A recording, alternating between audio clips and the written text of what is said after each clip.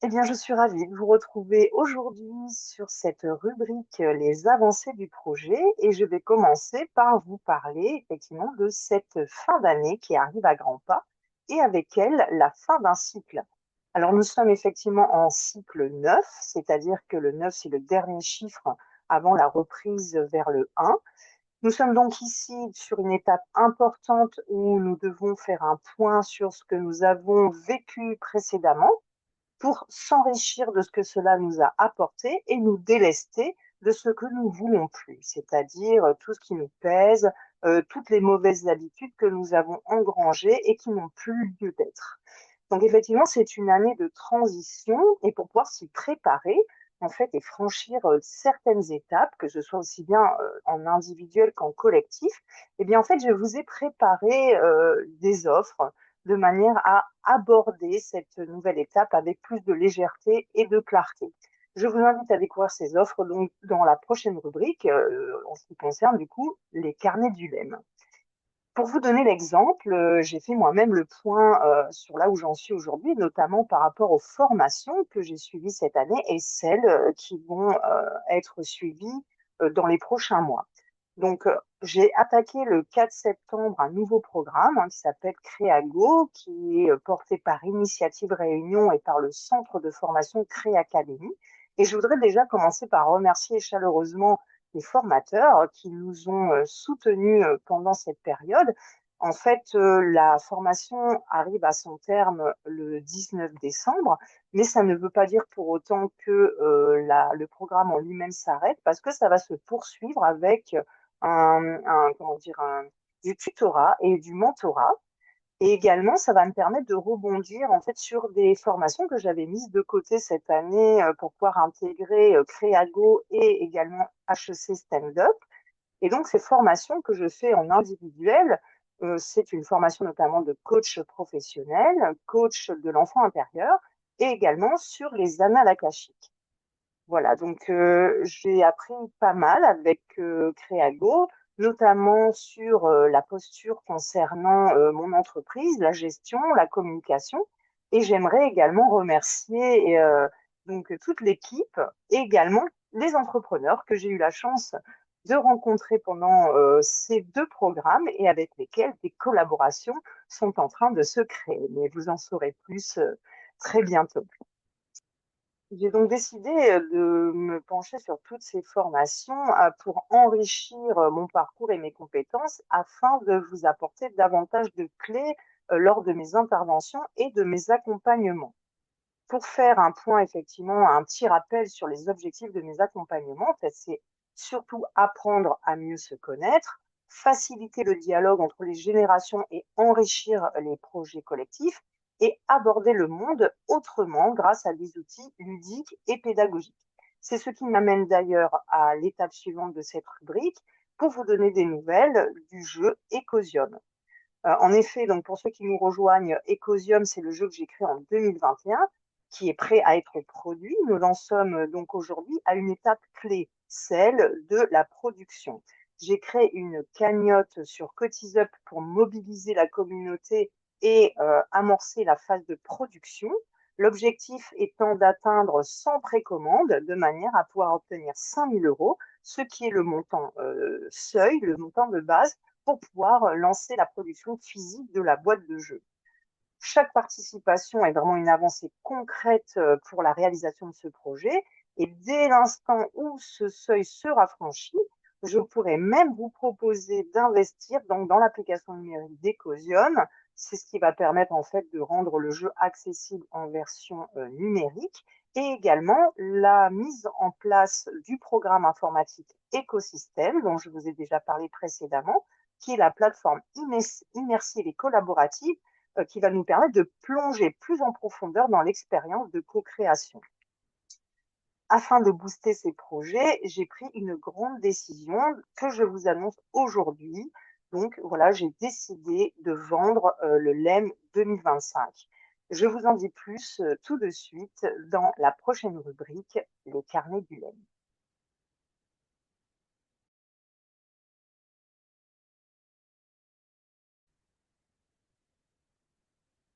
Me voici donc de retour sur cette rubrique Les carnets du LEM. Donc, comme je vous indiquais, pour vous parler de la mise en vente du LEM 2025 afin de soutenir le développement des projets. Donc, pour apporter des fonds nécessaires à l'aboutissement de la mission que je porte depuis tant d'années, qui est de soutenir l'émergence d'un modèle de vie inspirant et créateur, j'ai pris la décision de revendre le LEM. Donc, le LEM, pour les personnes qui ne connaissent pas encore, c'est le laboratoire d'expérimentation mobile, qui est donc le camion que nous avons actuellement. Nous avons commencé en fait avec le LEM en 2014, hein, et là c'est je crois, le sixième ou le septième camion que nous avons. Celles et ceux qui me connaissent savent que c'est une étape très importante car la suite du projet en dépend. Si je fais ce choix difficile, c'est pour obtenir les moyens d'investir concrètement dans l'entreprise et diffuser les outils de navigation que j'ai conçus, notamment Ecosium et Écosystème. Donc, le but, c'est de diffuser au plus grand nombre et dans toute la francophonie. Donc, la cession du camion va permettre de booster le financement de la production des supports et notamment, donc, comme je disais, la boîte de jeu, le programme informatique, l'application numérique.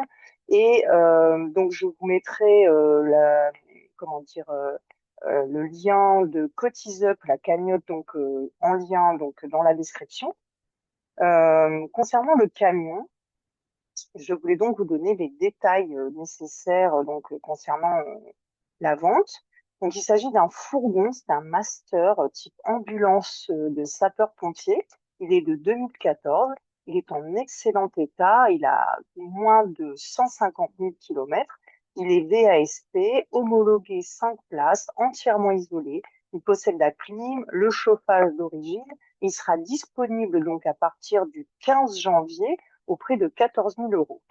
Donc, la vente du camion va permettre d'investir dans la location d'un espace de travail afin d'offrir une adresse fixe aux activités et d'acheter un véhicule plus petit mais mieux adapté économiquement aux nombreux déplacements que je dois effectuer quotidiennement pour déployer les différentes phases du projet. Je remercie d'avance celles et ceux qui soutiendront cette nouvelle étape de développement.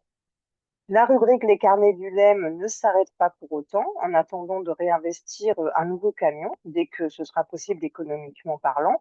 C'est sur notre média La Rue des Échos que seront diffusées les annonces, les offres et les rendez-vous à ne pas manquer. D'ailleurs, je vous invite à suivre les prochaines slides là, qui vont vous informer donc des rencontres à venir. Et je vous propose de retrouver dans la prochaine rubrique Portrait d'initiative l'une des collaborations dont je vous ai parlé dans les avancées du projet. Je vous dis donc à tout de suite.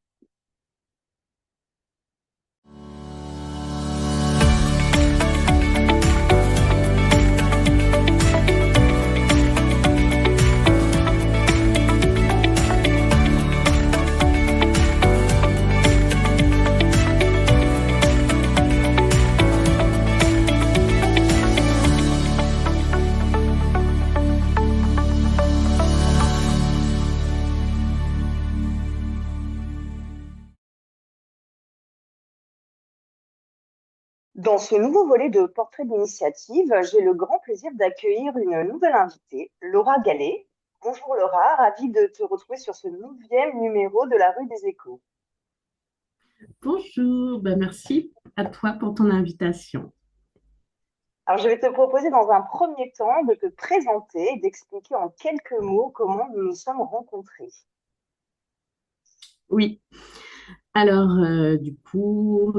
je m'appelle Laura Gallet et du coup, on s'est rencontrés dans le cadre de HEC, Stand Up, un programme du coup pour les entrepreneuses. Donc, du coup, moi, je débute dans la vie d'entrepreneuse. Et du coup, j'ai eu la chance de te découvrir et de découvrir plein d'autres entrepreneuses un peu plus aguerries que moi, qui ont partagé leur expérience et leur vision, et c'était super riche. Donc, merci pour ça. Super. Est-ce que tu peux nous parler de ton projet et de ce qui t'a donné envie en fait de participer à cette interview sur la rue des Échos? Oui, alors du coup à la base, moi j'ai démarré sur un projet qui s'appelle les Apéros Rencontres, qui est du coup un événement de rencontre à la base pour célibataires. C'est comme ça que ça a démarré, autour de tapas, d'apéros, d'où le mixte Zapiro. Et donc l'objet de ces événements, c'est vraiment de créer du lien, de permettre de rencontrer de nouvelles personnes. Et donc nous, notre objectif, c'est vraiment d'être dans du lien social authentique, bienveillant, fun, créer des espaces qui n'existaient pas ou existaient trop peu. Alors, il faut savoir que c'est un projet qui a démarré vraiment par hasard, parce que, il est né d'une discussion entre copines, collègues qui donc étaient célibataires et étaient un peu désabusés des réseaux sociaux, des applis de rencontres, et dans un train-train de quotidien, pas métro, boulot, dodo, mais embouteillage, boulot, dodo. Et du coup, elles ont parlé d'un événement. Moi, j'avais eu un accident de travail et donc j'étais en arrêt et j'avais envie de développer ce concept. Donc, on l'a développé en tant que bénévole dans un premier temps et ça a hyper bien marché. On s'est retrouvé avec un nombre de personnes, bien sûr des amis, mais pas que. Et en fait, suite à ça, ils nous ont redemandé de faire. Et ils nous ont dit qu'ils étaient prêts à payer là-dessus. Donc, on a eu la chance de pouvoir être accueillis par un tiers-lieu associatif, La Cour, et la Brasserie des Couleurs. Donc, je les remercie aussi à travers ce média parce que bah, je pense que c'est grâce à ce genre de lieu aussi où on peut débuter des projets où on n'a rien. Et puis, ça a commencé à grossir, on a commencé à se professionnaliser jusqu'à qu'on soit appelé par une boîte de nuit pour faire une première partie de soirée célibataire. Et puis après, comme ça, on a été appelé par des lieux beaucoup plus connus où ça a pris de l'ampleur. Et donc, on est à la 10e édition aujourd'hui. Et donc aujourd'hui, le projet se développe sur d'autres choses et on va pas être que sur les apéros rencontres. On va ouvrir, enfin, du coup, on était à trois en mode associatif. Aujourd'hui, j'ouvre toute seule en mode entrepreneuse. Et les copines collègues restent en support. Et l'idée, c'est de développer vraiment une vraie marque autour de Zapiro avec du coup un fil conducteur qui est le côté à la fois fun et à la fois authentique et bienveillant qui permet de créer des espaces de rencontres vrais. Voilà. Et qu'est-ce qui m'a donné envie de participer à ton média? Alors, bah déjà, c'est toi, hein. C'est ton énergie, ce que tu dégages. Bon, voilà, on ne se connaît pas beaucoup, mais on a pu se côtoyer pendant 5 jours intenses de cette formation. Et je pense que bah, je propose des lieux authentiques, bienveillants. Je pense que quand on décrit Babette, on peut que décrire quelqu'un qui est authentique, et qui a vocation à vouloir innover et faire briller des actions locales. Et donc, je crois, le but de ton média, c'est vraiment ça, c'est vraiment mettre en avant qu'est-ce qui est existant sur le territoire, qu'à La Réunion, il y a vraiment une place pour l'innovation sociale et du coup, qu'il y a des chouettes initiatives. Et donc, je pense que c'est intéressant d'en parler. Et ça mettait la lumière bah, voilà, sur ce projet qui me tient fortement à cœur et qui, je crois, a un bel accueil du public. Donc, voilà. Super, merci beaucoup pour toutes ces explications. Alors, on va poursuivre justement par rapport à ce fameux projet et notamment, on va se retrouver donc sur un événement le 12 décembre. Est-ce que tu peux nous en dire plus? Oui.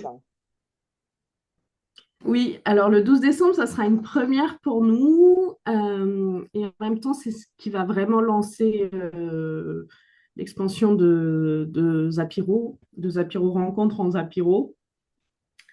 On l'a voulu comme un événement de fin d'année déjà très fun et voilà, donc ça sera le 12 décembre au Jardin Secret, donc, qui est un magnifique lieu à la ligne des bambous. C'est un jardin tropical de 2000 mètres carrés. Pareil, avec des personnes qui ont repris la gérance et qui ont envie de faire vivre ce lieu avec des espaces différents. Donc, il existe déjà, enfin, c'est un espace qui est connu pour les mariages et tout ça.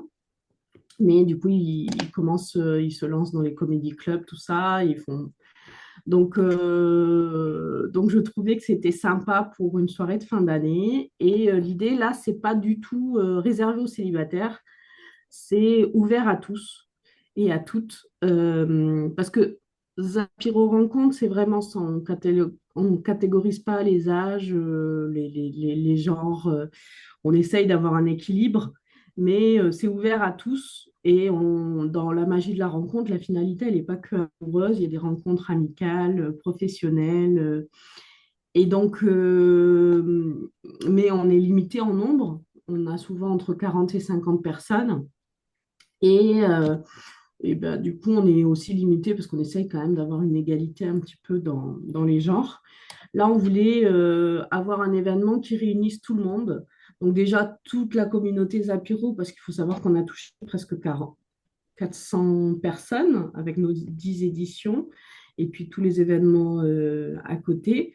Et on a des personnes qui reviennent régulièrement, d'autres qui sont venues qu'une fois, mais qui nous soutiennent.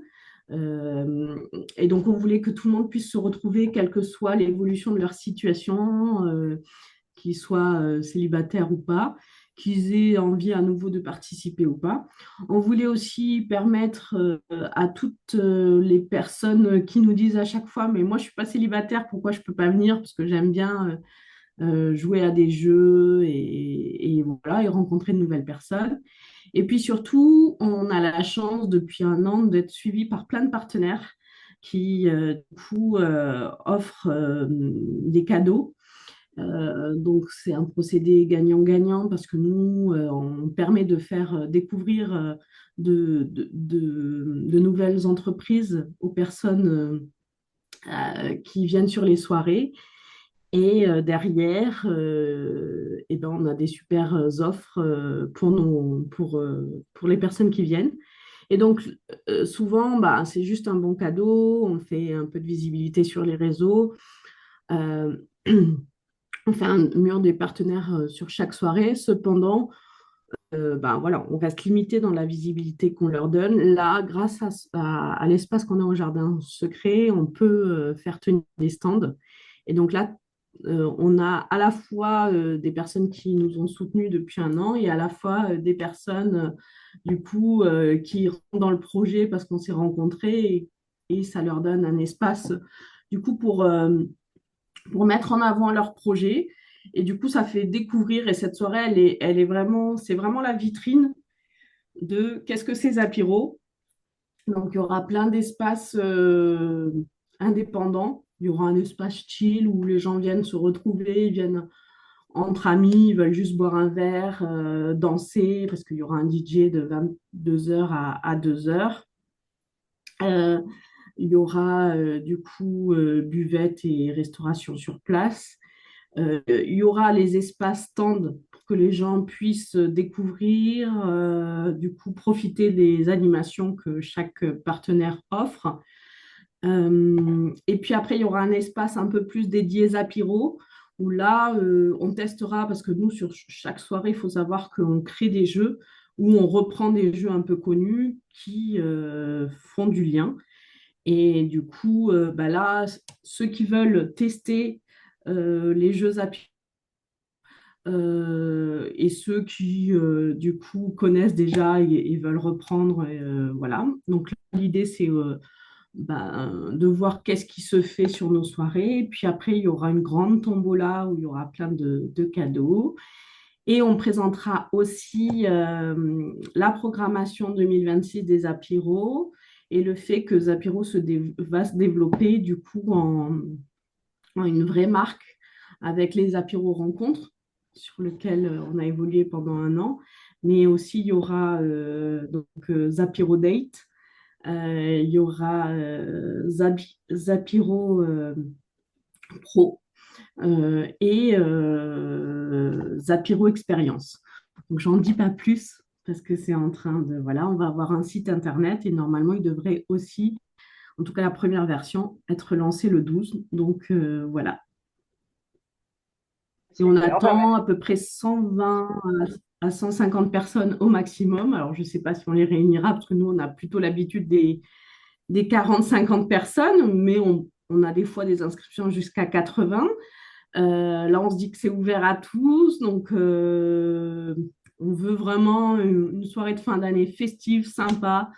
Voilà, ça va danser jusqu'à 2 heures du matin. Il y en a pour tous les goûts, dans un lieu qui sera hyper sympa, qui sera joliment décoré. Donc, j'invite tout le monde à venir. Les inscriptions sont ouvertes. On peut retrouver du coup sur nos réseaux l'affiche et le lien pour s'inscrire. Et il y a une offre en d'accord. ce moment en plus. Ok. Bah, il ne faut pas hésiter, du coup, en descriptif, on mettra pour pouvoir s'inscrire. Merci. J'en fais présente en tant que partenaire avec Oui, Ecosium, donc ce sera l'occasion de pouvoir expérimenter effectivement des séances, des mini-séances découvertes au cours de cette soirée. Donc je suis ravie d'avoir d'ailleurs été invitée à participer. Je te remercie beaucoup. Et de pouvoir découvrir de l'intérieur un événement Zapiro à vos côtés. Voilà. bah, merci pour ta participation. Et c'est vrai que c'est ça qui est chouette, c'est qu'il y aura vraiment plein d'univers différents qui finalement, je crois, ont un lien commun et d'être ouvert sur l'autre, être dans la rencontre, être voilà, et c'est ça qui est chouette et c'est ça. Bah, écoute, en tout cas, je te remercie d'avoir répondu donc à cette interview. Et puis donc je te dis au 12 décembre et je dis à tous d'ailleurs, rejoignez-nous le 12 décembre. Toutes les infos Yes. seront donc en descriptif. Yes, merci beaucoup, merci à toi pour tout ce que tu fais et puis au plaisir de se voir le 12 et de passer une bonne soirée ensemble. Tout à fait. Bah, écoute, bonne continuation également à toi et à toute l'équipe. Et puis à très très vite pour la suite. Bye bye, ciao. Salut. Après cette rubrique portrait d'initiative avec Laura Gallet, je suis ravie de retrouver ma précédente interview, Johanna Métrel. Comme nous l'avions indiqué, une nouvelle rubrique voit le jour. Nous vous invitons donc à découvrir aujourd'hui avec Thérapie by Gem le premier épisode des Échos du cœur. Alors, je vous dis à tout de suite. Et après cette rubrique, vous pourrez retrouver Histoire à rêver éveillée avec la suite des contes initiatiques, nouvelles, imaginaires. À bientôt.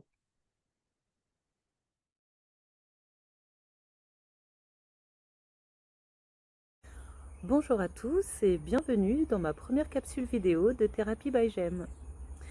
Comment vous vous sentez aujourd'hui? J'aimerais vous partager un sujet qui m'a inspiré, ce qui fait suite à un témoignage que j'ai reçu récemment, qui concerne l'attachement anxieux. L'attachement anxieux, on peut le définir comme un des types d'attachement que l'on retrouve dans des profils voilà, de personnes dans un contexte relationnel. Il y a différents types d'attachements. On va aller de l'attachement sécure à l'attachement insécure. Et dans l'attachement insécure, on va retrouver plusieurs catégories qui vont être l'anxieux, l'évitant, le désordonné, entre autres. Et j'aimerais m'arrêter sur l'attachement anxieux. L'attachement anxieux, comme beaucoup de problématiques que l'on va retrouver une fois à l'âge adulte, va se développer suite à des événements qui vont survenir durant l'enfance, qui vont voilà, créer des marquages émotionnels et qui vont s'inscrire voilà, tout au long de notre évolution et qui vont voilà, après poser problème souvent ou en tout cas des difficultés dans la relation amoureuse par la suite. On va le retrouver beaucoup dans la relation, dans le cadre de déséquilibre affectif. La personne qui va avoir un attachement anxieux va avoir énormément besoin d'être rassuré dans la relation, de sentir qu'il a de la valeur aux yeux de l'autre et aura besoin voilà, de surcompenser beaucoup en faisant peut-être plus qu'il n'en faut. Apportera énormément dans la relation, aura tendance à s'oublier aussi beaucoup, ce qui va créer forcément un déséquilibre au fur et à mesure du temps. Alors cette personne m'a fait part justement des problématiques qu'elle a rencontrées durant sa dernière relation et maintenant que sa relation est achevée, elle aimerait réussir à trouver les moyens de pouvoir cheminer là-dessus et surtout ne pas reproduire les mêmes schémas. C'est bien et déjà félicitations parce que c'est pas forcément évident de pouvoir mettre un mot sur nos schémas, sur nos comportements, sur ce qui va, sur ce qui ne va pas. Et c'est déjà un grand pas de fait, donc déjà bravo. Ce que je peux vous dire, c'est que l'importance vraiment, c'est de réussir à repartir à la source, repartir dans nos souvenirs d'enfance pour réussir à pointer du doigt un petit peu tous les événements, les éléments qui ont pu générer par la suite voilà, ce type d'attachement. On dit souvent, hein, c'est prouvé dans la psychologie que ce type de caractéristiques se développe très très souvent entre 0 et 5 ans. Donc ça survient énormément au travers de la relation qu'on va avoir avec notre figure principale d'attachement. Donc bien souvent ça va être la mère ou la personne voilà, qui aura ce rôle principal. Ce qui est important, voilà, c'est de mettre le doigt là-dessus et de réussir à apaiser nos mémoires cellulaires et à rendre ces souvenirs moins douloureux. Et ce qui va nous permettre de retrouver une souveraineté et une estime de soi, réussir à retrouver cette sécurité intérieure, indispensable. Une fois que vous aurez retrouvé cette sécurité intérieure, vous ne ressentirez plus ce besoin indispensable que l'autre dans la relation vous exprime sans cesse son amour, vous rassure au quotidien et vous montre que vous êtes important pour lui. Vous aurez déjà conscience de tout ça par vous-même. Je peux vous donner des clés et des méthodes pour réussir à apaiser justement ces points douloureux, on va dire. Déjà par des séances d'EFT ou de MDR avec des praticiens diplômés, certifiés bien entendu. Donc ce sont des méthodes qui permettent, grâce à des stimulations sur des points méridiens précis et voilà tout un protocole qui va avec, qui permet d'apaiser justement en faisant des boucles concernant ces souvenirs un petit peu douloureux. Et grâce à ces boucles que vous allez faire en compagnie de ce praticien, vous allez pouvoir apprendre ensuite à devenir autonome pour le faire également seul dans des moments où vous allez être un petit peu en surstimulation. Donc voilà, ça va être des stimulations de ce type, tapotement au niveau des clavicules. Voilà, celui-là, je vous le montre parce que c'est vraiment le grand classique, on va dire, qui permet, en cas de grosse poussée d'émotion, de calmer très rapidement cette grosse phase émotionnelle. Vous avez aussi des protocoles, notamment tirés des livres de Natacha Calestrémé, qui permettent aussi de se libérer de certains héritages émotionnels. Donc des héritages émotionnels, ce sont des héritages transmis souvent par le transgénérationnel, donc ces héritages qui ne vous appartiennent pas et que vous portez malgré tout sur vos épaules, dans vos cellules, et qui voilà au quotidien deviennent très lourdes à porter.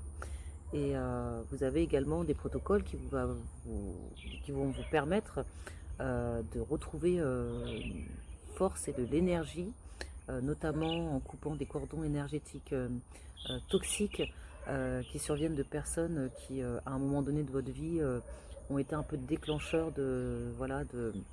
d'événements un peu marquants. Et ces événements, forcément, hein, tout est énergie, donc vont marquer vos cellules. Et vous allez les garder avec vous, ancrés en vous, tant que vous n'aurez pas fait ces protocoles. Alors j'espère vous avoir apporté déjà quelques réponses sur ce sujet concernant l'attachement anxieux. Bien sûr, vous pouvez me poser des questions, mettez des commentaires, contactez-moi par message même privé. Si vous avez besoin de ressources, de sources, je peux vous apporter les sources qui m'ont moi-même aidé personnellement. Et ce sera bien sûr avec plaisir. En attendant, je vous dis à très bientôt dans ma prochaine capsule vidéo de Thérapie by Gem.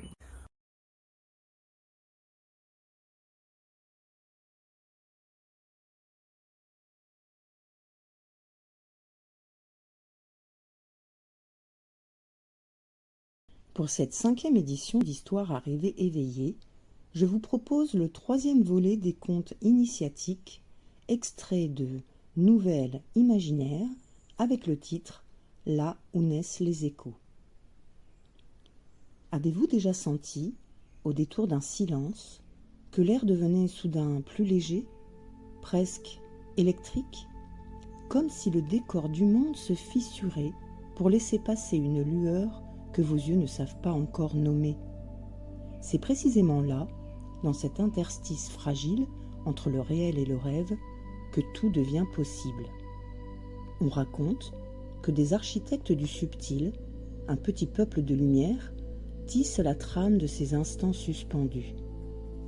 Ils maintiennent l'équilibre entre le monde visible et invisible et rappellent que la nature est habitée par des forces mystérieuses. Ces êtres qui incarnent l'harmonie originelle et offrent leur magie au monde sont connus par les humains sous le nom de fées. Les danses des fées sont des rituels sacrés inspirés des éléments. Leurs mouvements produisent de la poussière d'étoiles mélangée à des particules de pure conscience. Parfois, un de ces fragments atteint le cœur des hommes. L'impact, bien que silencieux, produit une onde de choc immense. À cet instant, quelque chose se réveille. Une pensée douce comme une caresse, un sourire imprévisible, une larme de joie, un frisson d'émerveillement. C'est dans cette résonance profonde, par cette vibration qui s'empare de l'être tout entier, que se produit l'inexplicable, la naissance d'un écho. L'écho, c'est ce qui nous relie à notre enfant intérieur. C'est l'énergie souveraine que nous avons enfouie inconsciemment sous les strates de nos habitudes et de nos blessures. Lorsque cette source prodigieuse rejaillit soudain, les échos retrouvent leur essence et se souviennent alors qu'ils détiennent les plans d'un monde où la gravité n'a pas de prise sur les rêves. Ceux qui acceptent cette métamorphose réintègrent leur dimension fondamentale.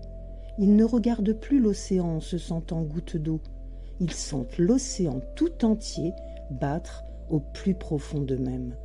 Ils saisissent de nouveau cette vérité vertigineuse. L'extérieur est le miroir de l'intérieur. Ils ne subissent plus l'architecture du monde, ils en deviennent les bâtisseurs conscients. Pendant 20 ans, j'ai recherché cette résonance. J'ai été à l'affût d'un espace-temps capable d'accueillir une telle intensité.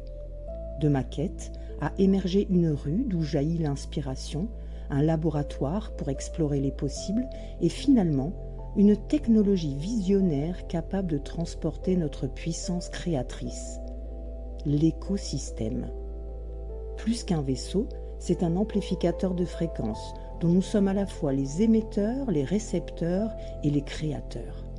Façonnée par les mémoires cosmiques, cette arche dynamique a été conçue pour que celles et ceux qui savent que l'imagination est la forme la plus haute de la réalité puissent se reconnaître.